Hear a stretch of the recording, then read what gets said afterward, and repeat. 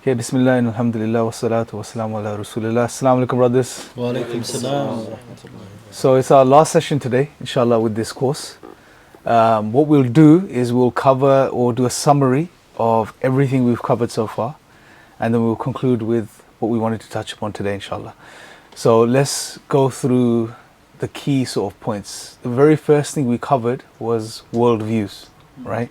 Now, who can tell me what a worldview is? Is it the lens through which we see the world? Yes, yep. How else can you sort of explain it? If you're brought up with certain morals and ethics within a particular community, to view certain things as right and wrong, other communities could see those things as as opposites. Like what you think would be right, they could view as being wrong, morally wrong. So they would view the world through they would have a different worldview to yours. So you're talking about a taxonomy basically, right, which we looked at. And the ethics and morals was one aspect of the taxonomy of a worldview. But what about definition, guys, of a worldview? How could we explain a worldview? How would you summarize it to someone if they ask you? Set of beliefs that one holds from like based on the how they've been brought up and So set of fundamental beliefs. A set of fundamental beliefs that someone holds, which shapes their outlook of reality, right? Yeah. And then we looked at the taxonomy. So ethics was one aspect of the taxonomy. What else was there? How to gain knowledge. So epistemology. Or roots to knowledge, right? That comes under someone's worldview. So the modern secular worldview has a certain epistemology, right? And normally you can narrow it down to two main things, which we looked at, which were rationalism or rationality and empiricism, right? And they did away with some other roots, through the Enlightenment, etc. What else was there? So there's epistemology, there's ethics, and there was one more thing we looked at.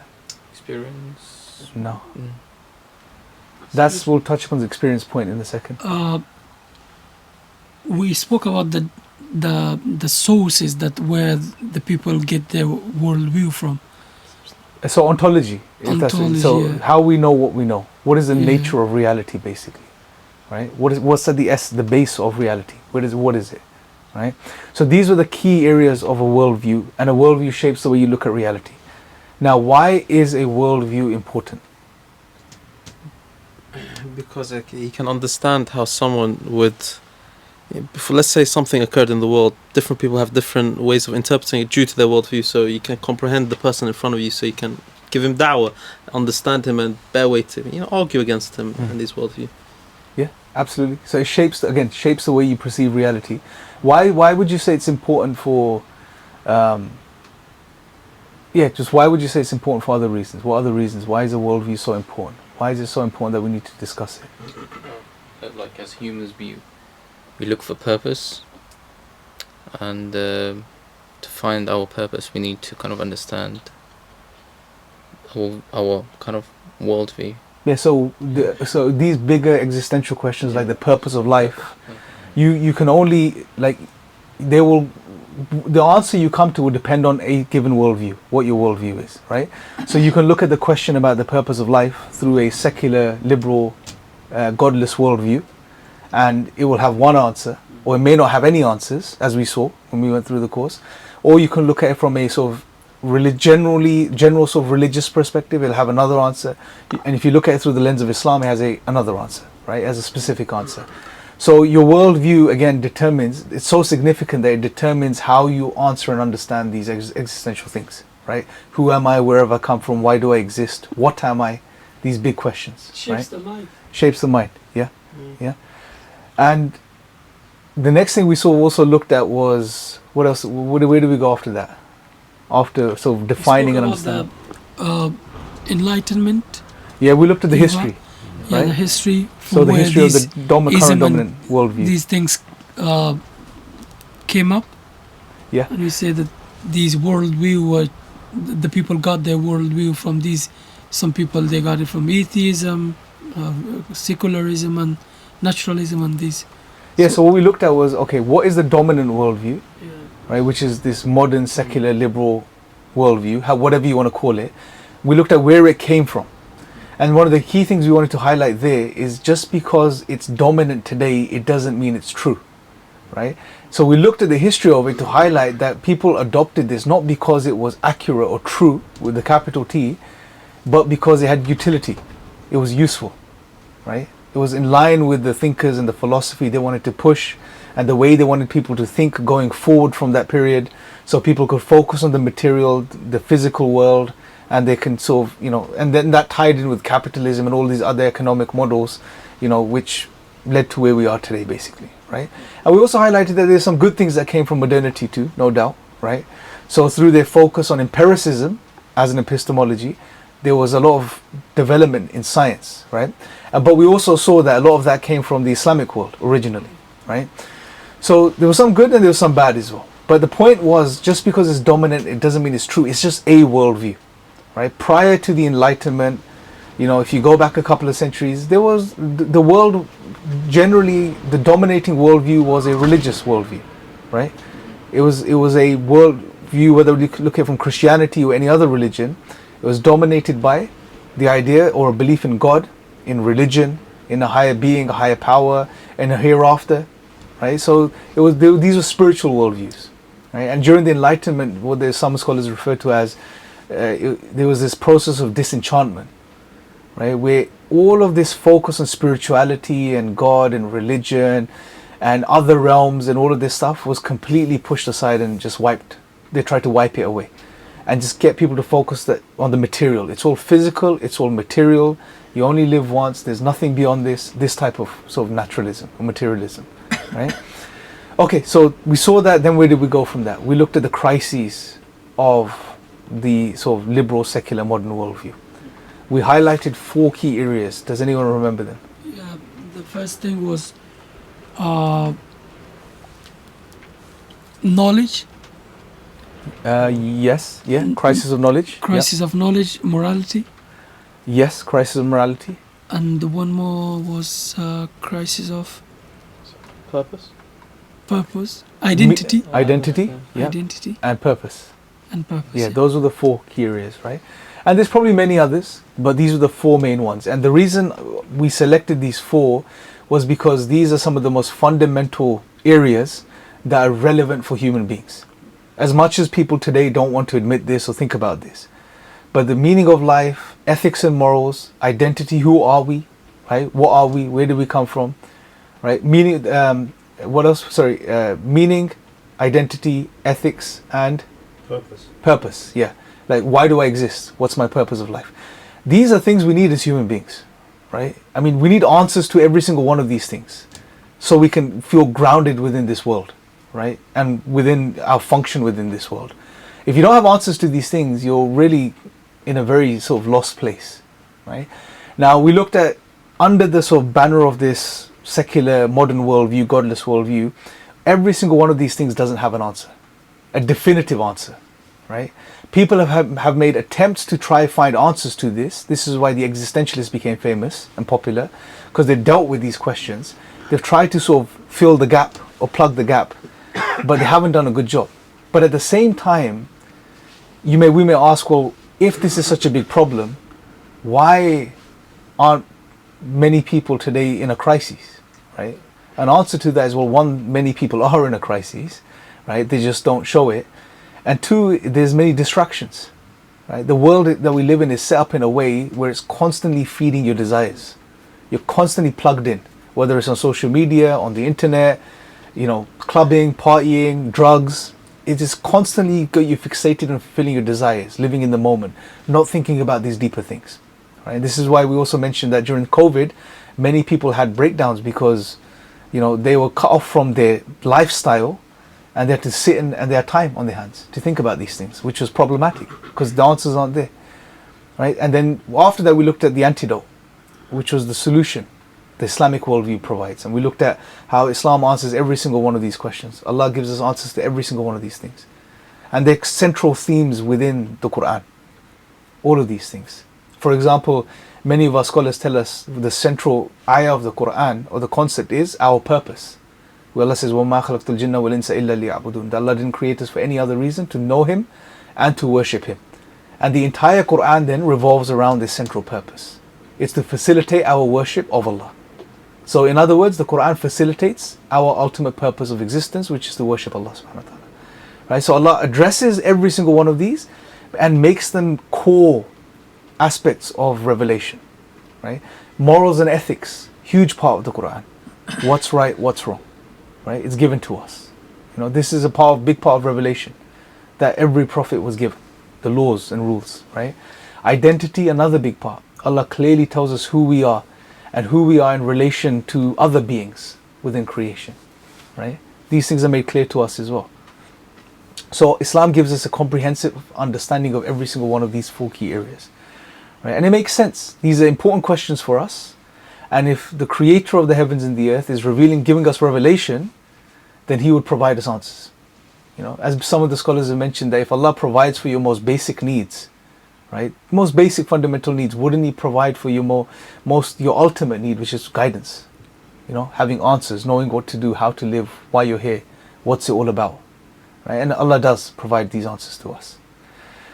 Then we looked at, last session we looked at briefly, okay, we understand this. We understand Islam is a comprehensive system, right? It has all of the answers. It gives us the direction, but the Quran sits on our shelves gathering dust, right? So we discussed this disconnect. What's going on? Why is it that on one hand we claim that the Quran is revelation from Allah and its guidance, and we acknowledge this, and we understand its value, or we say we understand its value, yet we are not engaging with it? Right? It's either we haven't understood its value, right, or that we have and we're just too lazy and we don't care. It's one of the two things, really. Right? So we really sort of looked into that and so clarified that a bit. And today what we're going to do, inshallah, is we're going to sort of now look at, okay, how do we now proceed and go forward? Assessing, and this is something you guys can do for yourself, and we should all do this for ourselves, right? We know now the framework we live within, right? The dominant ideology, the dominant worldview that governs society, that governs the world that we live in today. The whole of the world, right?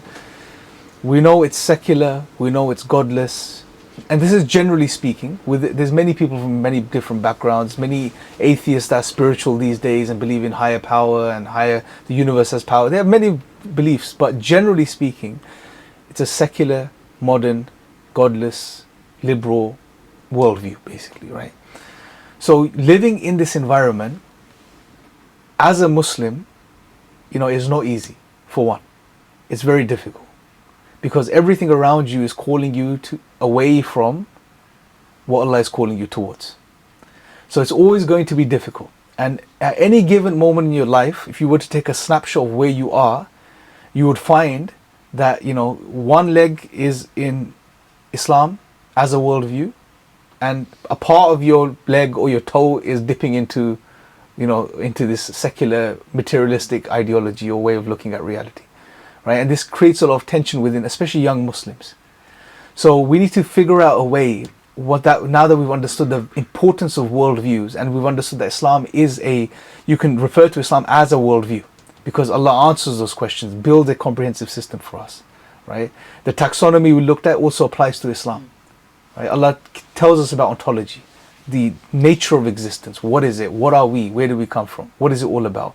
Allah tells us about epistemology. We discussed this in a lot of detail.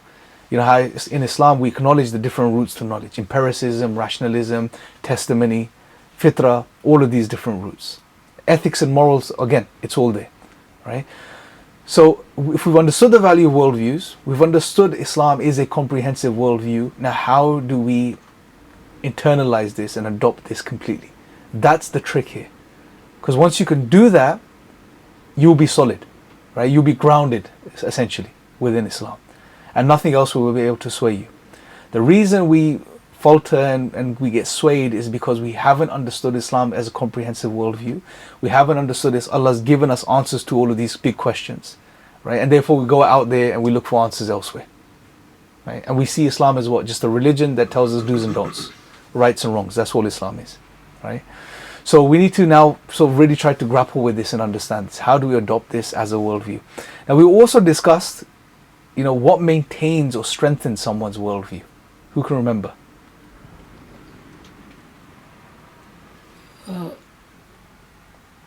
So we know someone's worldview can change, right? Yeah. We agree? Knowledge. No, it's not knowledge necessarily. Lived Experience. experience. 100%. Yeah. It's our engagement with the worldview itself, or within the worldview, which strengthens it for us, right? Environment. Yeah. So it's like if someone, as you're growing up, someone tells you, and they don't in education, but generally speaking, that it's all material, there is nothing beyond it, it's all physical, and it's drummed into your mind, so that knowledge is pushed into you and it's repeated over and over again. Your experience of the world, the way the bubble that's created also feeds into that as well, right? All of these things help strengthen one's worldview. But worldviews can change, right? So we know when a non-Muslim accepts Islam, his worldview is shifting, is changing. Right? So views can change, but what strengthens a worldview is experience. Okay? So now what I want to do is I want to briefly look at an ayah in the Quran, in the very beginning of the Quran, Al-Baqarah, where Allah mentions or highlights this very same sentiment to us. Right? So can someone recite the first two verses of Al-Baqarah? أعوذ بالله من الشيطان الرجيم. بسم الله الرحمن الرحيم. ألف لام ميم ذلك الكتاب لا ريب فيه هدى للمتقين الذين يؤمنون بالغيب ويقيمون الصلاة ومما رزقناهم ينفقون.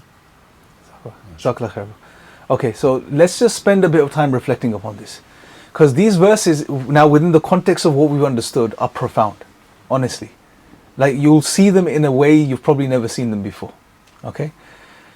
Allah starts with Alif Lam Mim, right? We know these haruf, there's much discussion amongst the scholars about this, but these, however you understand them, but these letters are there, some scholars say they're there to illustrate to the human being that although this Quran is in the Arabic language, made of the Arabic letters, it's beyond anything the human being can produce, right? And then what does Allah say in the verse that follows? This is that book in which there is no doubt. There is no doubt, right? This is that book in which there is absolutely no doubt. It's a guidance for the righteous people. Yeah. So Allah is starting with informing us, this is the book, there is no doubt about it. This is from Allah. There is no doubt in it. There's no crookedness in it. This is clear guidance for humanity, right? ذلك الكتاب لا ريب فيه هدى للمتقين الذين يؤمنون بالغيب. Okay, I want you to now remember these points. Those who believe in, number one, unseen. Next. الذين يؤمنون بالغيب ويقيمون الصلاة. Those who establish the salah, Prayers. the prayer. Okay, number two. What's the third point? ينفقون. Charity, and zakat, charity. Yeah, And those they who give spend, charity from what we have given yeah, them. what Allah has given. Okay, so there's three things Allah is outlining to us here. Okay, and remember, this is the beginning of guidance. When we open the Quran, in Fatiha we make it's basically a supplication Allah teaches us to ask for guidance. Al-Baqarah is the beginning of the guidance. In the very beginning of Baqarah, Allah is outlining some things to us here, right? Three things. Number one is, There's no doubt in this book. after that, هدى للمتقين. Believe in yeah, the so it's unseen. guidance for those of taqwa. Who are the people of taqwa? Those who believe in the unseen. Believe in the unseen, establish the prayer, and give charity. Give charity. Okay, now these three things, juxtapose them with the modern secular perspective. And the following ayah adds something to it.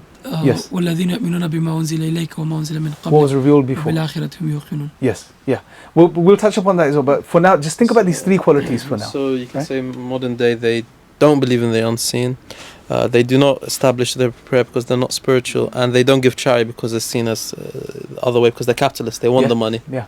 So it's But completely can the you other see way. how clear of a juxtaposition this is to what the modern secular worldview is pushing you to experience and engage in, compared to what Allah is encouraging you and pushing you towards and getting you to try and experience.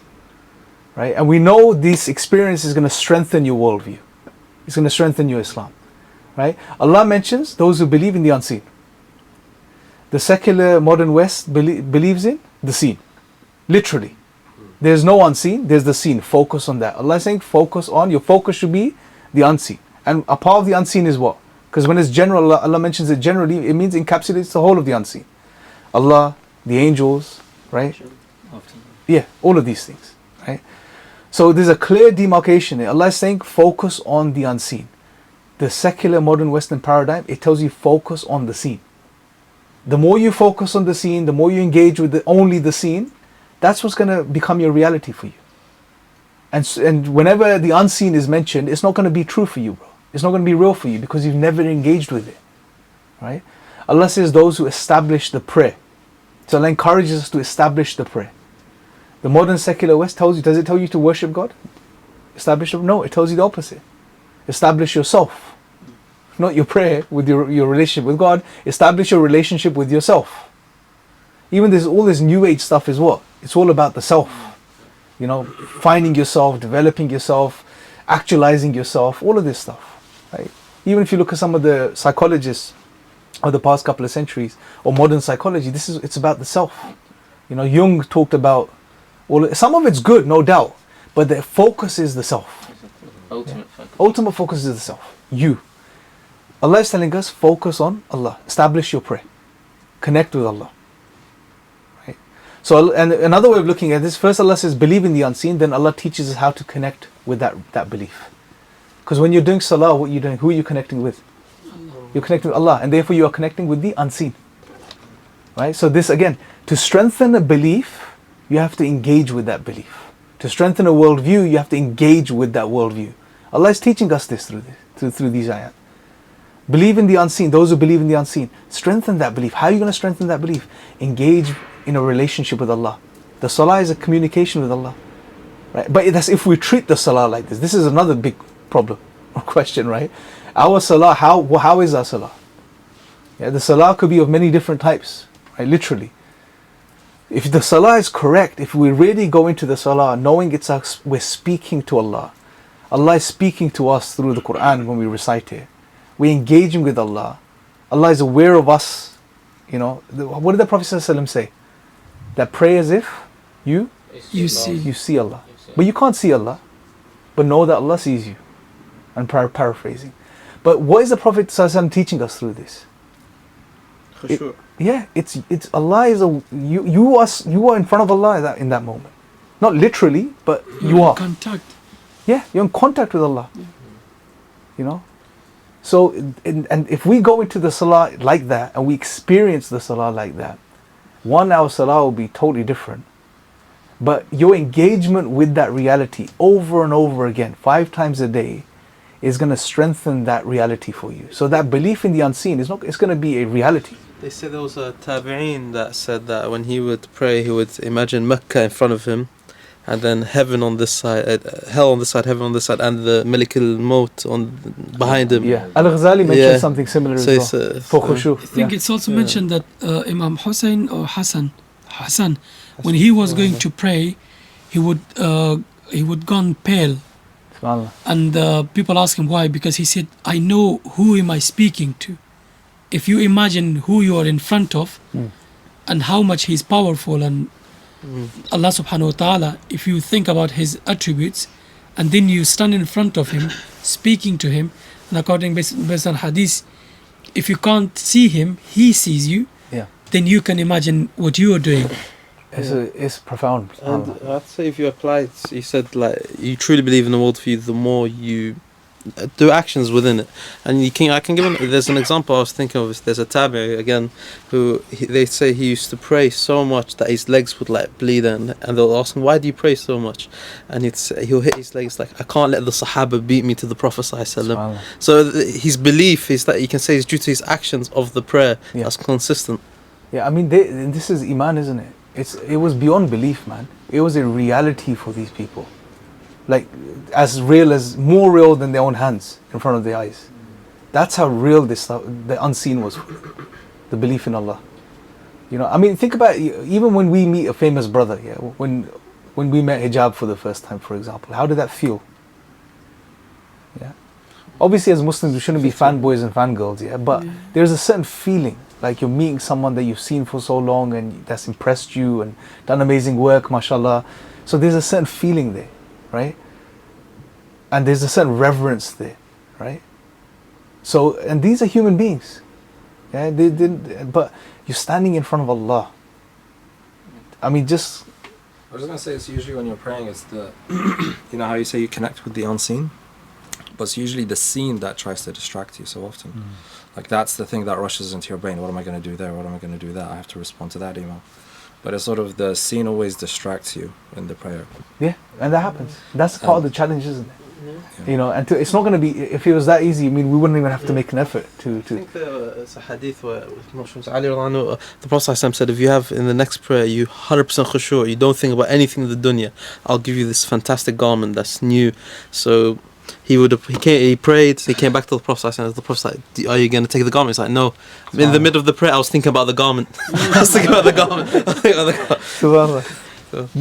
But that's the challenge of this dunya, isn't it? This worldly life. Yeah, I mean, that's what makes the salah special, because you focus more, you challenge, you struggle, and that struggle itself has a reward.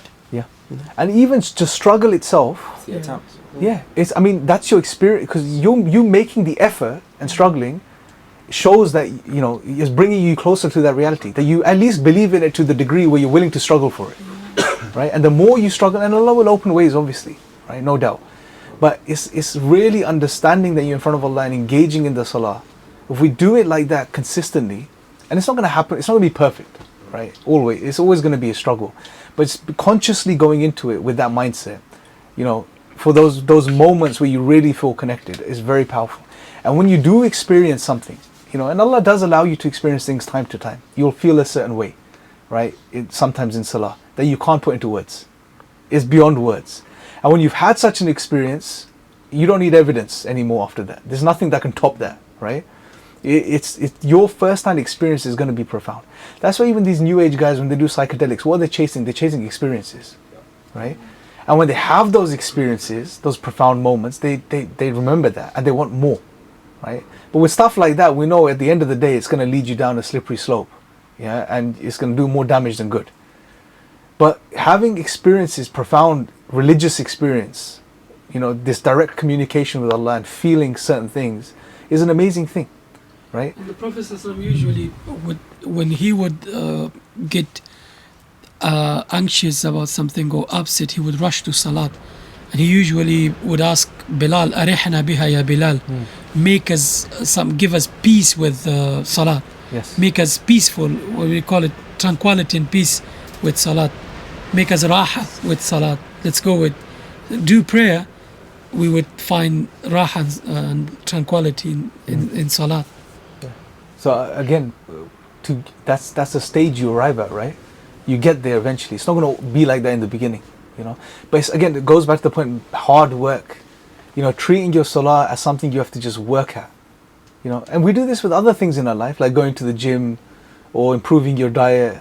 You know, or your work. You know, gaining more skills as in your workplace.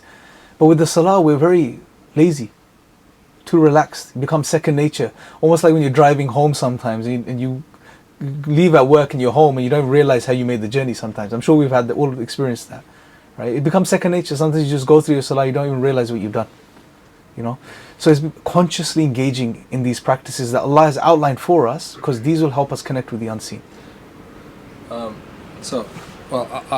Okay, a few months ago I had to do istikhara, so I was researching like exactly how to do it, and they said the Sahaba usually they did a large number of istikhara, like they involved it in their life. Obviously you can't do that with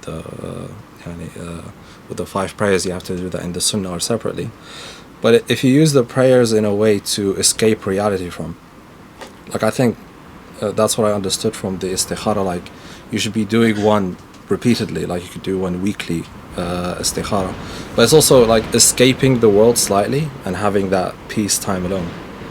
And I had an Apple Watch, and it kept sending me reminders like you should meditate, and apparently I was like researching it, why, and apparently what Apple did is they found a lot of people, they just needed like a few minutes with no human interactions and just alone.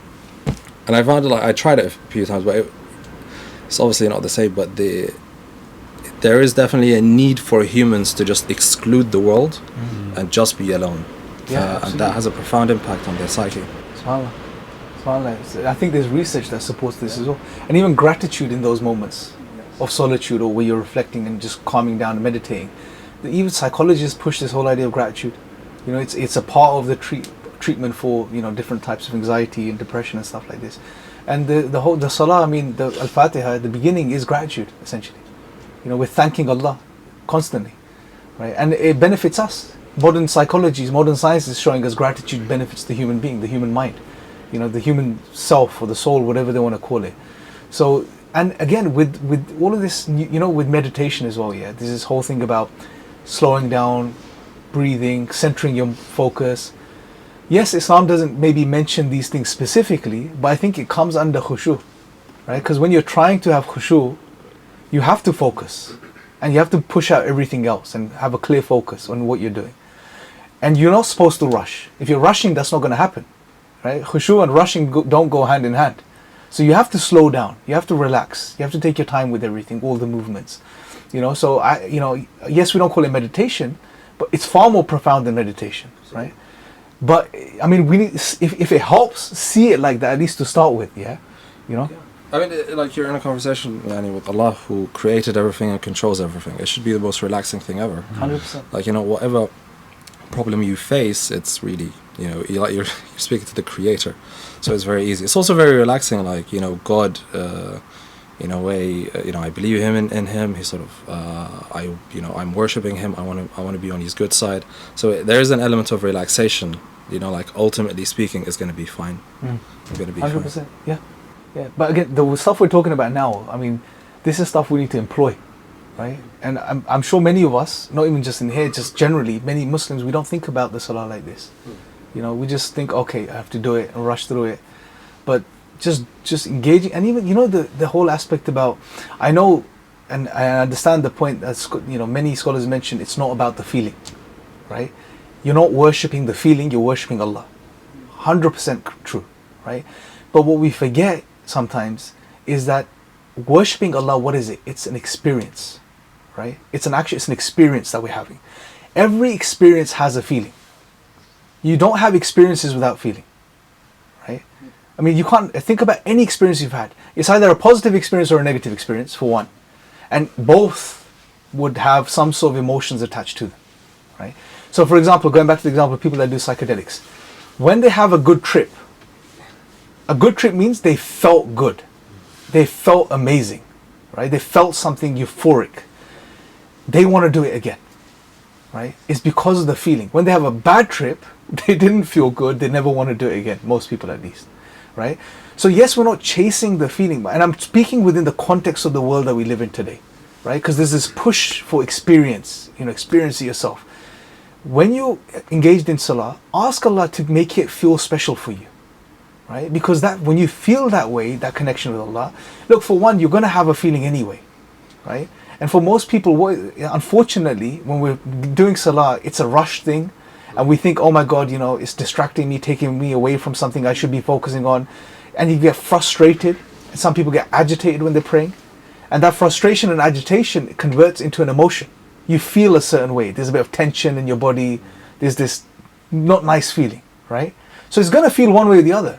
Why not aspire so that it feels good, right? And ask Allah to make it feel good. Yes, you're not worshipping the feeling, but the feeling is inevitable. It's always attached with the experience anyway. You can't separate it, right? So it's always going to be there, right? And aspire to have that good feeling when you're connecting with Allah, right? And it should always feel good because you're connecting to Allah. You know, you're connecting to the creator of the heavens and the earth. It should feel amazing, inshallah, right? There's a piece of advice that I saw where it said, like when you turn off a fan, it doesn't immediately stop spinning, like it takes some time. And he said, similarly, if you want to start connecting, as you say Allahu Akbar, it's not going to work immediately. And he said, instead, when you go do the wudu, that's sort of the fan slightly slowing down, so you do dhikr. When you're walking to the prayer mat, you know, you do slowly, step by step, so that when you arrive, the fan has fully stopped. So that's sort of your full disengagement with the world. So sort of the steps to it is what helps you have a better experience. Yeah, I think the brother mentioned it. Al-Ghazali mentioned something similar, like to do with khushu and salah, that when you go into it, take a few moments before just you start praying and realize what you're doing, who you're standing in front of. You know, if it helps visualize, you know, I think one of the scholars, if I'm not mistaken, was Al-Ghazali, who has also mentioned that visualize Jannah on one side and Jahannam on one side, because realize that the Salah on the Day of Judgment is the first thing that's going to be accounted, right? Literally, that's the first thing that's going to be accounted. How was your prayer? And if the prayer was good, everything else follows suit, right? So put yourself in the right state of mind before you go into the Salah, right? Yes, ma'am. So at the very start, you said there are 4 crises. So could I just what were they again? So I have knowledge, identity, meaning, and purpose. Yeah. Moral. So meaning and purpose the same. Meaning and purpose. Yeah, meaning and purpose is the same. So moral. So I was thinking. Moral. So currently, like a secular atheist, when he sees religion, he just sees it as self-help. Yeah. Like to him, religion is just self-help. So when he sees a really religious person, he finds it weird. It's sort of like someone who's really into self-help is like, what's up with that? But the reason that you mentioned that they focus on the self, because ultimately that's what decides this for them. Like you say, what's your purpose? They say, I decide my purpose. Yeah. Or, what is good and bad? Like, I decide what's good and bad. And recently, what do you identify as? What's your identity? It's like, I decide my identity. Yeah. So the reason they focus on the self is that they think the self sets these. Maybe that's why they focus on the self. Yeah, that's probably definitely a part of it, because the whole focus is on the self, and the self plays God basically. Because as soon as you say, I'm going to determine my meaning, I'm going to determine who I am or what I am, you're literally playing God, essentially, right? Another problem is when you start playing God and you engage in that, it's very hard to go back from that, or go from that to worshipping a higher being, because you're so used to you being in control. Your nafs has been conditioned in that way. So that's why many people struggle. It's not that they don't have good reasons to believe in God, it's just they don't want to let go of themselves being God, right? So that's another problem. But anyway, going back to this point, so something that's very clear from this part of the ayah is outlining the people that are going to benefit from this guidance, which is the Quran, right, are those people of taqwa. And people of taqwa are those who believe in the unseen, first and foremost. They engage with the unseen, with Allah, through the salah, and they spend from what Allah has provided them. Let's look at this third point. Now juxtapose that with, again, the world that we live in today with its current ideologies. It fundamentally encourages material progress. And that is in the form of you work your way up through life, right? You try to make more money, get a better job, get a better house, get a better car. You're working up that financial ladder. That's what it's encouraging, right? That's essentially what it's encouraging. Yes, there's mention of, altruism, charity, all of this stuff. And many rich people engage in that. But the fundamental drive is material progress, right? Gain as much as you can, build as much as you can, earn as much as you can. But Allah is giving us, again, the opposite of that. Spend, even if it's a little, but spend from what Allah has given you, right? So the principle Allah is giving us is you give from what Allah has given you, right?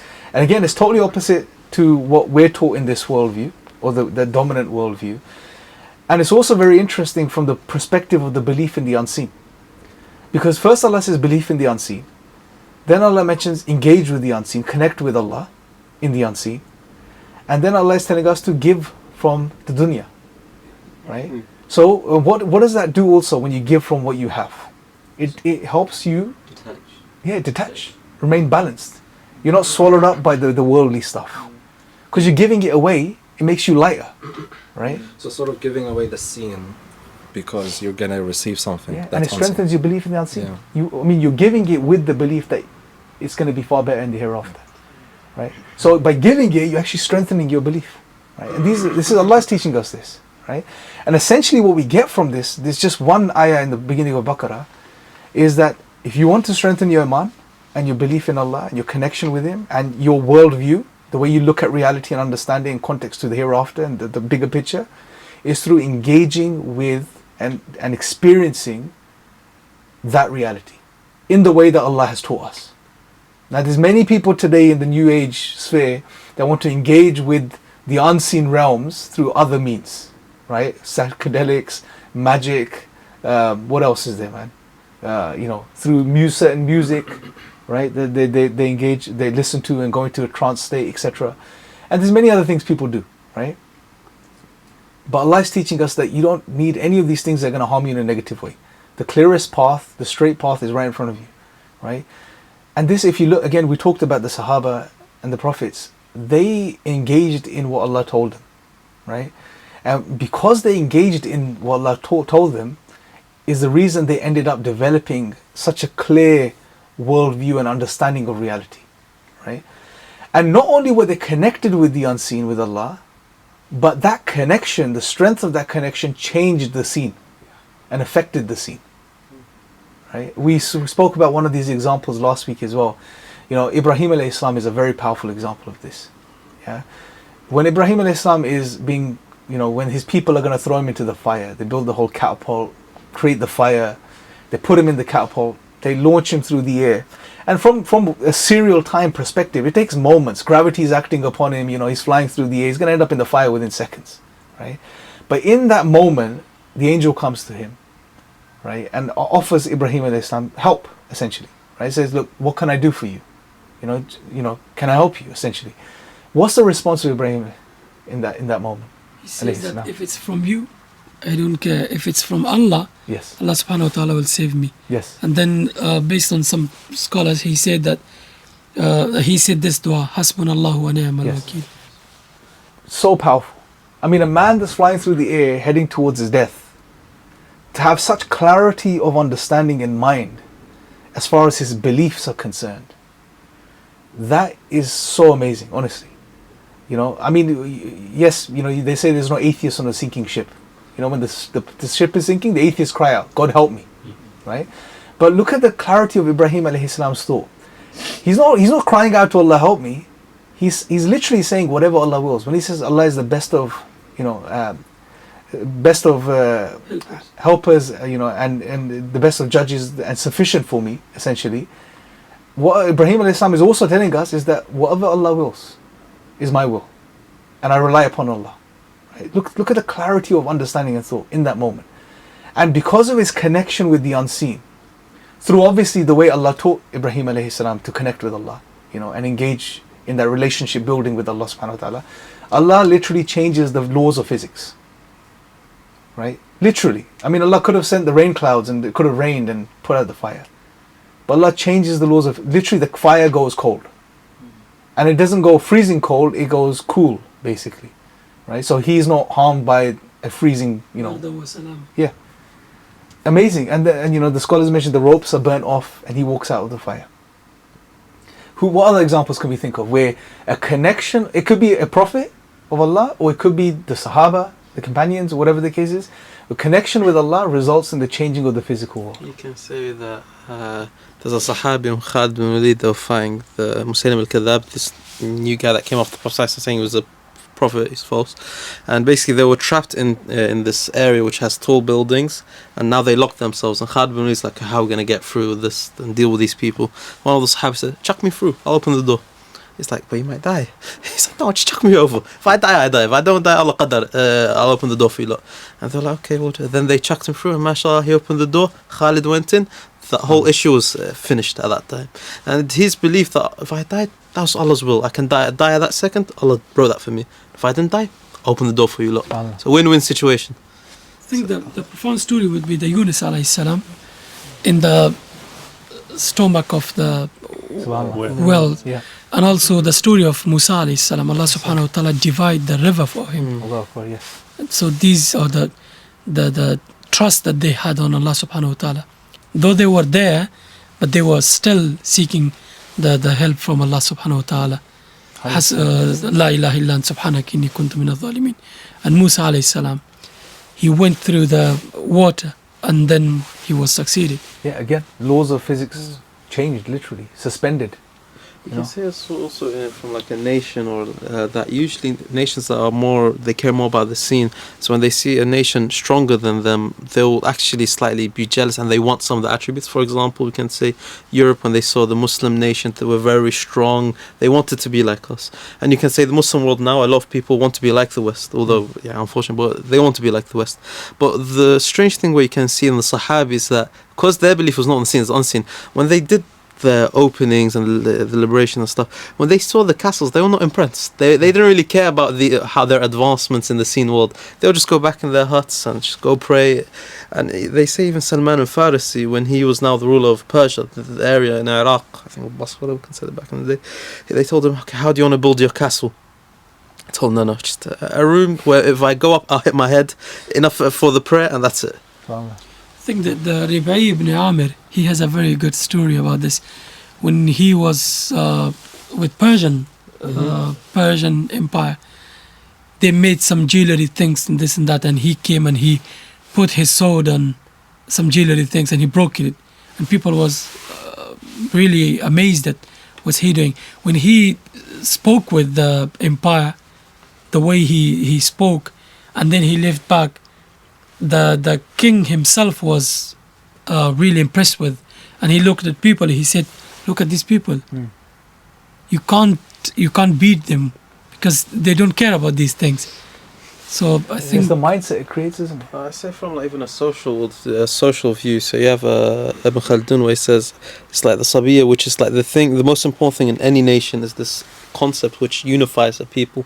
And if the unification that you have with people is, let's say, in the seen world, it's so easy to crumble away and like it can easily change. But when it's like built on the unseen, and that's why Ibn Khaldun says the Muslim civilization will always succeed, and is one generation away from this succeeding, is that it's this connection it has is within the unseen. And that's why, for example, Salahuddin Ayyubi, who was a Kurd, was so successful because his connection with the other people was not, I'm a Kurd, I'm the Kurd. No, it's that we're Muslims.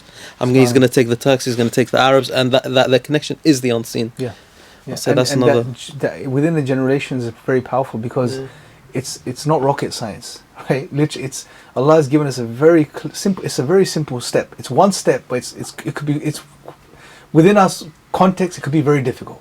The one step is connecting with Allah, making Allah the center of your existence and your consciousness, obeying Allah, right? Having that, worshipping Allah, essentially, the purpose of our lives. If we engage in that properly, right? And I mean properly without any, 1 foot here, 1 foot there. Just taking that leap, literally, that's when things shift, right? It's like Iqbal's khudi, right? And I think this is the main thing he was talking about. This igniting the self. It's through connecting with Allah. He saw that as a solution to the problem of the colonial occupation of the subcontinent at the time. Yeah, whenever you connect yourself to Allah subhanahu wa ta'ala, you're never afraid of these worldly empires and this and that. And you never do these, what some people do against their nation to make other people happy. For example, they spy for big countries and they are looking after the money of them, and they leave their generation and nation for behind, and they go after them. So if we connect ourselves to Allah subhanahu wa ta'ala, our direction would be satisfying Allah subhanahu wa ta'ala, and that's what we will be helping our nation, we will helping our ummah, and that's what the khudi can really bring a big change. Everybody will be connected to Allah subhanahu wa ta'ala, the entire community and ummah will be connected to Allah subhanahu wa ta'ala, and they will go back to same status as the Sahaba were, as the companions were, the Prophet sallallahu alaihi wasallam. Umar radiallahu anhu, he was a king himself. He was a head of a big army. They were defeating big empires like Persian and Romans, but still he was a very humble man. He never had those things, ghanima, everything for himself, but rather for his community, for his nation, for ummah. That's what he knew himself, and he connected himself to Allah subhanahu wa ta'ala, and that's why changes were brought. Absolutely. I was just gonna add, like when you said they sell out their country for money, but like we always have this thing in Islam where how much you're gonna make is already written, rizq maktub. So it's sort of like there's a bit of a lack of belief that somehow your actions will change. Like if I betray someone, I will make more money and therefore I'll be more successful. But sort of that more grounding in the belief of predestiny really helps. Absolutely. But again, it's very simple, but it's difficult at the same time, right? It's like, okay, whenever we give charity, for example, you feel it. right? I mean, it's not easy, right? Because and this shows we are to a level attached. We always like to sort of tie a camel in too many different places, right? If you like yeah, I'll rely on Allah, but I'm going to make sure I put this and this in place and have this as a backup just in case. Sometimes, sometimes you need to just, with some things, obviously, it's like Sheikh Yaur Beg says, take a risk, but take a risk on Allah, with Allah, not just a random risk. Rely upon Allah, and really to sort of make that move towards Allah and fully commit that, yeah, Allah, I'm going to worship you, I'm going to do the right thing, even if I feel like from a material, physical world standpoint, with all the laws that govern it, that it's going to backfire in my face. As long as I know it's the right thing and this is what you want from me, and just do that, and see how Allah shifts things for you. You have to make the first move in this world, because this is a testing ground, as Allah says in Al-Mulk, Surah Al-Mulk, that, الَّذِي خَلَقَ الْمَوْتَ وَالْحَيَاةَ لِيَبْلُوَكُمْ أَيُّكُمْ أَحْسَنُ عَمَلًا. This is the testing ground. So you will have to make the first move. That's the challenge. So one of the things we have to change in the worldview is the idea of what it means to be successful. So, like in the West, to be successful, you sort of need to be rich, a person of influence, and so on and so forth. But when it comes to Islam, none of those really matter when it comes to like how successful you are. Yeah. So what it means to be successful is different. Yeah, 100%, absolutely. But you can, at the same time, we can see how much of a challenge it is when the whole world around you is telling you this is success, right? And sure, be responsible and reasonable, because when you live within this framework, that means also you and your loved ones are, you're dependent upon you. You have to work and do all of these things, but these Islam allows. But I think it's the more bigger picture, the general principle, which is putting Allah first, over your desires, over your goals, all of these things, right? And developing that relationship with Allah, where you're actually endeavoring to worship Allah as He deserves to be worshipped, basically. The best you can. Focusing to do the best you can, basically. And it's engaging in that worship. Again, it's basics, guys. It's like what Allah tells us to do. Engaging in those basics. The salah, charity, things like very basic stuff. A lot of times we don't do the basics. You see this amongst the youth today, yeah, especially the younger generation. They want to just go into these discussions about these technical points, right? And it's good to gain the knowledge, but many of them aren't even doing the basics properly. The stuff that really matters. Because Islam isn't theory, man. Theory is a part of Islam, but Islam is an experience. It's a way of life. It's your engagement in this world, with Allah, with your own life, with your own loved ones. That's what Islam is, right? Essentially. Islam isn't you sit in a room and you just have your laptop and your books and you just read and do nothing. Don't engage with the world. Right? This is the story of the man knowledgeable man who, Allah, he existed amongst the nation of people who were disbelievers. And Allah sends the angel to destroy the nation. Can anyone remember that narration? And then, the angels come back and say that there's a pious man amongst these people, and then Allah says, begin with him. Pious man, begin. Why? Because he didn't do the work. He just didn't engage. Right? A part of having knowledge and this connection with Allah is to engage in this world as much as you can. In the dawah. The dawah is a part of this. Sharing the message of Islam through your own skill set. Right? But again, the key point here is doing the basics right. The stuff people find boring. But it's not boring. It's the stuff that really matters at the end of the day. How is your connection with Allah? How's your relationship with Allah? How's your salah?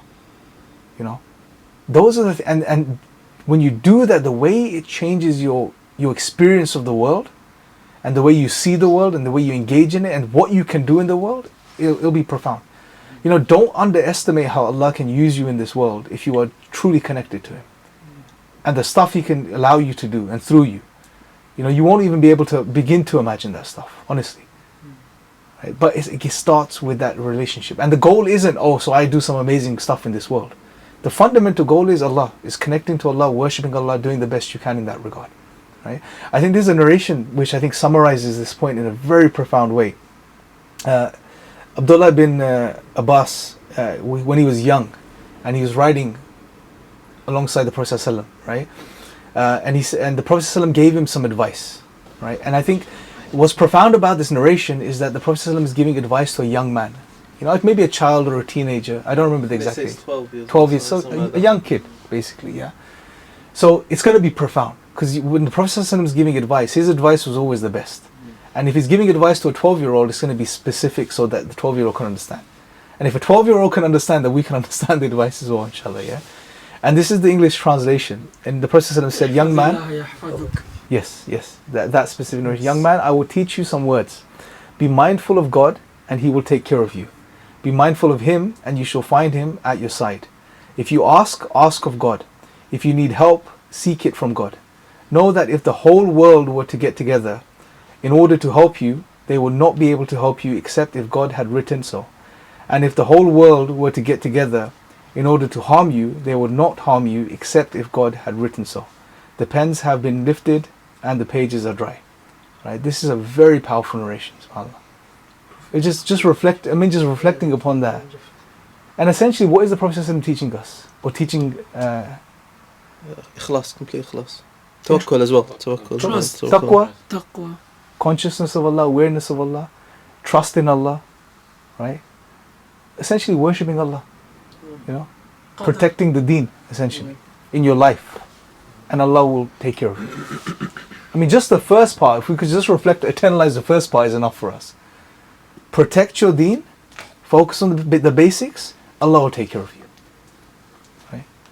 But again, it's easy to understand and appreciate, but very hard to internalize. Right? Especially in the world that we live in today. Especially for younger Muslims. Right? Who have raging desires and all this influence and all of this stuff. Right?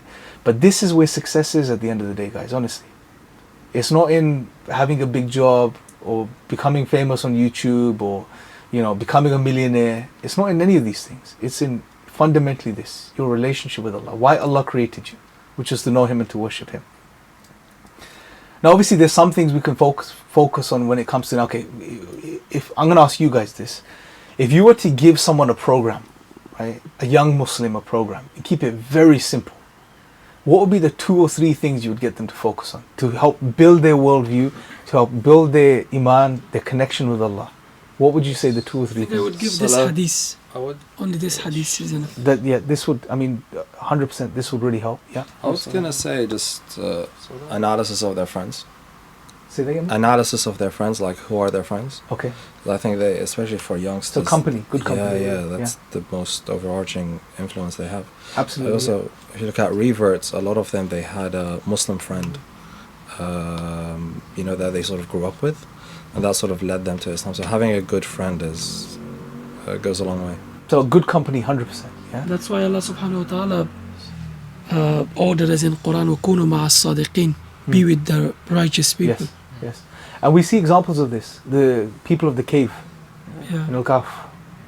Again, so these aren't prophets, by the way. The Christians call them saints, right? But in Islamic tradition, these were just young men who were worshippers of Allah, who believed in Tawheed. They didn't believe in the nonsense that was being spread at the time, or worshipping idols. They did none of this. And this was the reason they were going to be, either killed or whatever the case was, and then they left for the mountains. Normal young men, and look at what Allah does. Again, same treatment. You see, it's almost like the sunnah of Allah, the way Allah acts in this. These are young men, they have tawakkul in Allah, they have taqwa, they are connected with Allah, they want to stand up for the truth. They reject what the leading powers or authorities of the time are saying. They go to into this cave, and Allah puts them to sleep. And literally, it's like time travel, literally, right? They're put to sleep, the world continues to experience serial time, and it's almost like they've been put into this pocket where Allah extracts them from time. They don't age, and then they wake up. How many 300 plus years? 309 years or so, right? Literally, so much period, and they wake up, and to them it's like a day or a part of a day, right?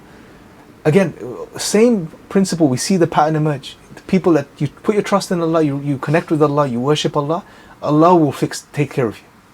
Whether that's in the form of a mu'jiza or a miracle or some sort of, again, it's not about miracles, right? Miracles were for the prophets, essentially, yeah?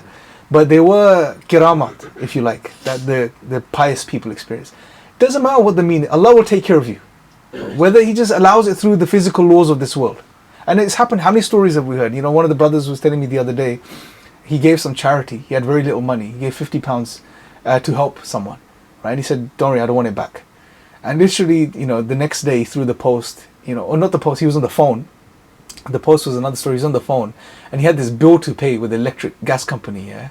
And they were going to claim it back, and he called them back, and the woman said that, we've revised the amount you have to pay, and it was £50 less than it was originally. Literally the same amount he gave, right? Another brother gave some money to someone, and literally a few days later in the post, he got the same amount back, through some sort of, thing that he was getting back from the council. That's why in Quran, in few places, Allah subhanahu wa ta'ala says, وَأَقْرِضُ اللَّهَ قَرْضًا حَسَنًا. Give debt to Allah subhanahu wa ta'ala. SubhanAllah. It means Allah subhanahu wa ta'ala give it back. Yeah. With and look at the many words times. Allah uses. It's وَأَقْرِضُ from Allah. It's اللَّهَ. all Allah's anyway. But just to encourage you. Just Allah. to add to the point, Sort of Kahf, there's a really nice thing that, so you have the people that were trapped in the cave for 309 years, but the Quran, it says the people were saying how many were there? Was it 3 and the 4th was the dog, or was it 5 or the 6th was the dog, and something that you've stuck, and Allah subhanahu wa ta'ala, you still care about the scene. Why are you caring about the number?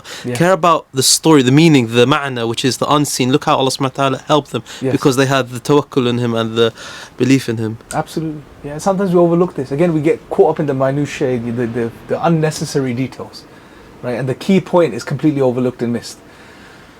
So I think just another point, because I've been reading up on Iqbal quite a lot for my dissertation. I think one of the other things that he mentions, which is very powerful, and I think summarizes this point, is that we've recognized that the solution is in your trajectory towards Allah, and your connection with Allah, and you're developing your relationship with Allah, and that's going to take sacrifice, that's going to take effort, that's going to take energy. You're going to have to go on a journey, basically, towards Allah, right? But there's a very powerful thing that Iqbal mentions in his reconstruction, and he calls it, he differentiates between a prophetic experience and a mystical experience. Now, the mystical experience is basically where people, and there's been many throughout the history of Islam, and even today, where some people say, look, lose yourself in Allah. It's all about finding Allah, connecting with Allah, forget about the world, right? And once you've attained that level, don't worry about it. That's it. Don't worry about what happens in the world. These are extreme examples, There's some that, have more of a balanced approach to this as well, but it's about losing. So that was his mystical experience that he referred to. But he said what Islam encourages is a prophetic experience. And what he meant by this was not to become like the prophets, no one can, but the fact that the prophets, there's a journey of the prophet, if you like. Who's heard of the hero's journey? Yes. It's a very famous type of journey that the hero goes, and I'm sure Tariq has in his recent studies for his book. Basically the hero is in a particular place, then he gets given a task, he goes through many challenges, and he overcomes the challenges at the end. So it's basically... But there's a step there. When he slays the dragon, yes, he brings back something with him to his people of value. Mm-hmm. And that's the conclusion of the journey, right? And the hero's journey is found throughout literature, and it's found throughout life. It's almost like a principle of this worldly existence, that people go on this journey and they come back with something profound. Now, the prophetic experience, according to Iqbal, is the prophets, they go on this journey, right? There's the journey of revelation. They start getting revelation. They developed. When the Prophet ﷺ, when he first got revelation, he was very afraid of what was going on. Then there was a period of acclimatization, if you like, right? Where the Prophet ﷺ, this is happening, this is real. Then the command was given to him to arise and warn, right? So there's a period, and then the Prophet, so the Prophet went towards Allah, connected with the source, right? Received revelation, and then came back to the people and the world with this flame, this revelation, which changed history, essentially. All the prophets go through a similar type of journey. They go towards Allah, they develop this connection, this relationship with Allah, they get revelation, they get ignited, and then they come back and they change history. They become figures in history, you remember them, right? They've literally changed the course of history. Not only the prophets, you see this amongst many of the pious people as well, that have gone in our history.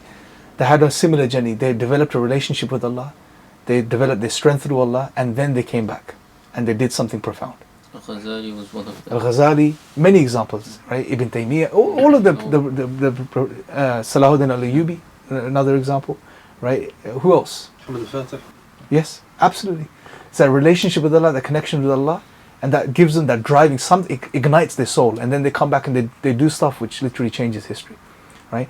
So he was emphasizing, and I think he was correct, that this is what Islam encourages you in this dunya. Yes, connect with Allah, develop that relationship with Allah, become, develop yourself, your soul, and then come back and do something significant. Right? Don't just lose yourself in that. The world, you need to do something while you're alive. Again, going back to the ayah in the Quran where Allah says, He created life and death to test which of you is best in action. You have to engage in this world.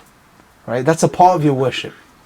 But don't forget that one part of it is developing your relationship with Allah, your connection with Allah, because that's also going to safeguard you in your dawah in this world.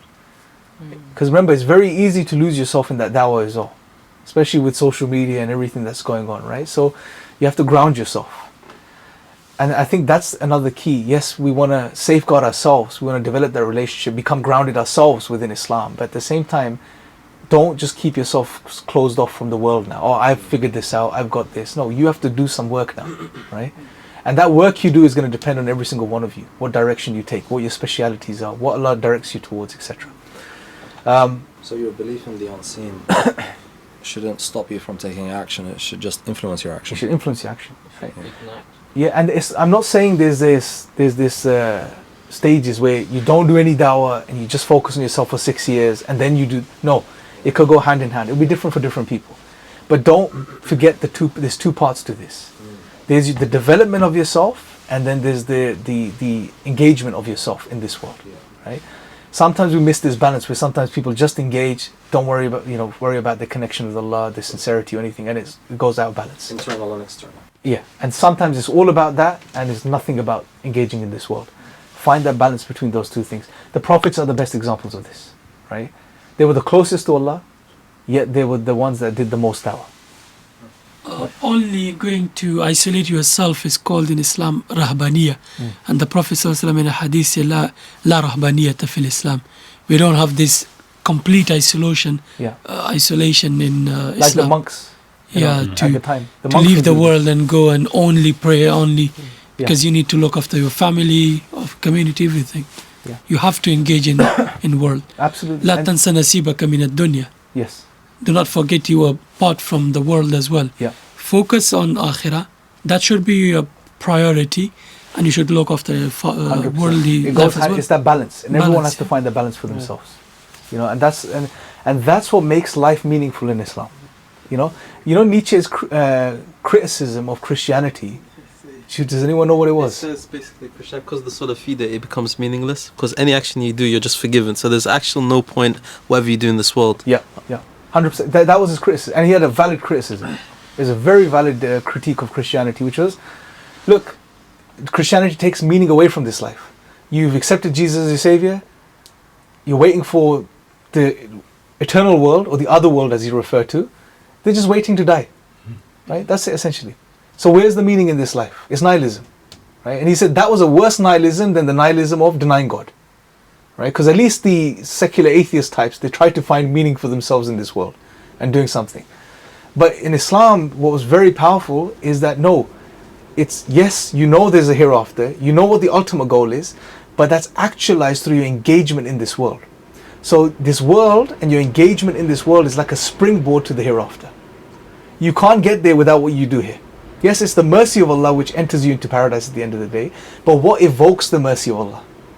It's your engagement in this dunya. It's what you do in this life, with your life, right? So it's not, you can't be a monk in Islam, and you cut yourself off from the world. No, you have to engage. And this drive is put within us. Every single one of us wants to do something significant in this world, right? Again, Iqbal mentioned this as well, the khudi or the ego. And when he says ego, it's not the negative association of the ego like Freud understood. It was the self, the soul, the inner fire of the person that wants to achieve something, become something significant. The soul, the ruh, with the deeper elements of the person.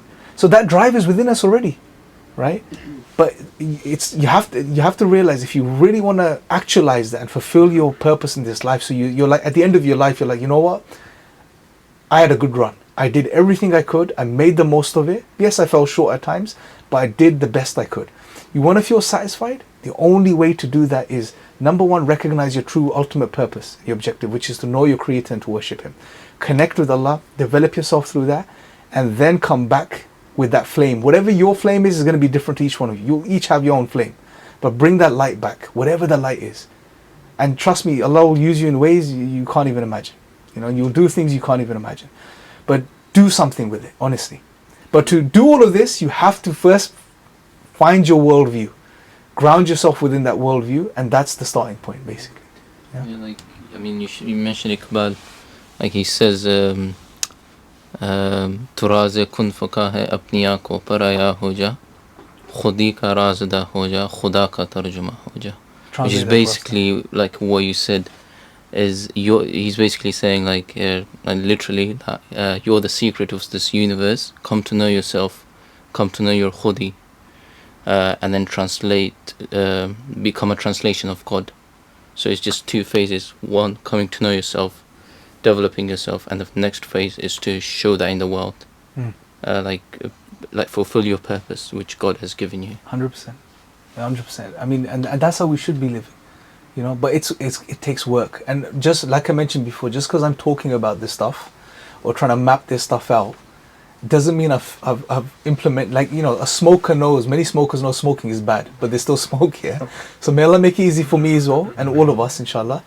But, you know, it's a journey, you know, and it's never too late to go on that journey. The Prophet ﷺ was 40 when he received revelation. And from that age till his death, what he achieved, I mean, non-Muslims look at that today in awe, right? There's no, age isn't a factor, yeah? Just start on that journey, you know, inshallah. May Allah utilize all of us for in his path and allow us all to do good. And all of us to feel fulfilled by the end of our lives that yes, we did the best we could, inshallah. Jazakallah khair, brothers, may Allah bless you. Any questions before we wrap up? Today was a spiritual session. Yeah, alhamdulillah, I would just, may Allah make it, you know, accept it, because the idea was, okay, we want to, it's all this philosophy and history that we discussed, it has to end on something which is practical for Muslims, inshallah. Yeah, so may Allah accept from us, inshallah. Jazakallah khair, brothers, may Allah bless you. Assalamu alaikum.